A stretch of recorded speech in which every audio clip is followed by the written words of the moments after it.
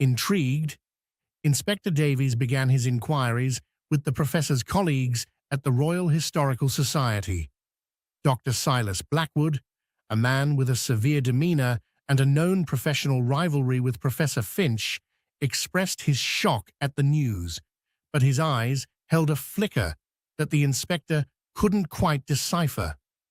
"A terrible loss," Blackwood stated stiffly. His work on the Tudor period was comprehensive. Next, Davies spoke with Lord Harrington, a wealthy patron of the Society and an avid collector of historical artifacts. Lord Harrington spoke of Professor Finch's recent discovery, a manuscript rumoured to contain secrets that could rewrite the history of the English Reformation.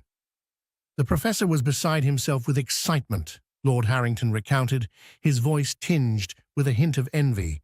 He believed it held the lost correspondence of key figures, revealing the true motivations behind the break with Rome. Miss Finch, ever present and observant, offered her own insights.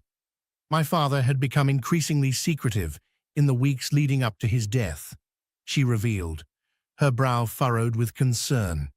"He mentioned receiving anonymous letters, cryptic warnings about his research. He suspected someone wanted the manuscript silenced."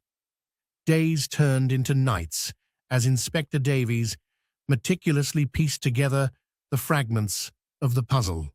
He examined the ransacked study, noting the precise way certain books had been moved, suggesting a deliberate search rather than a chaotic act of violence. He discovered faint traces of a rare type of ink, one used in the 16th century, near the empty space where the manuscript had been kept. Following this clue, Davies visited antique bookshops and rare document dealers across London.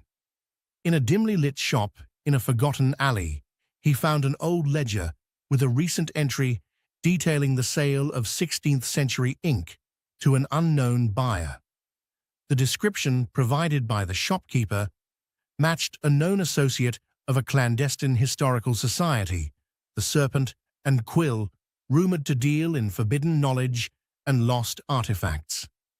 The Serpent and Quill, Inspector Davies learned, believed that certain historical truths should remain hidden, fearing the disruption they could cause to the established order. Could Professor Finch's discovery have threatened their long-held secrets? Was his murder and the theft of the manuscript an act to protect their version of history?